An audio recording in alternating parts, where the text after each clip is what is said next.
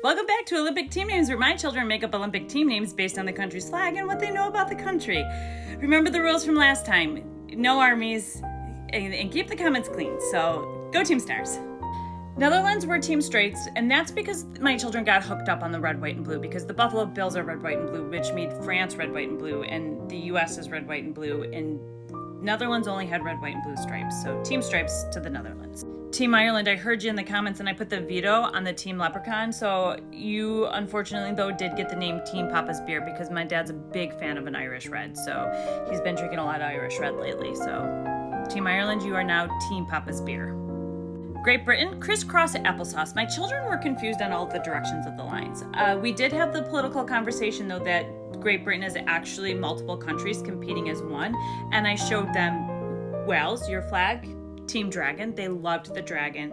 Scotland, they said your flag was a little boring. But I did let them know that your team animal or your country's animal was a unicorn. And my 5-year-old said, can we please go to Scotland to see the unicorns? And I said, unfortunately, Scotland doesn't allow children to come into their country on a visitor's visa, so children aren't allowed in Scotland. And I know that's a little bit of throwing stones in glass houses right now.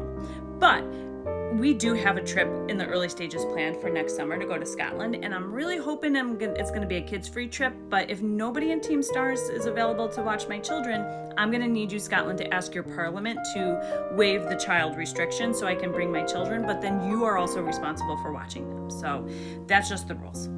My kids did get stuck on Australia versus New Zealand because it's the same flag with different colored stars. So my 7-year-old asked if New Zealand had kangaroos, and we looked it up, and apparently New Zealand, you don't have kangaroos.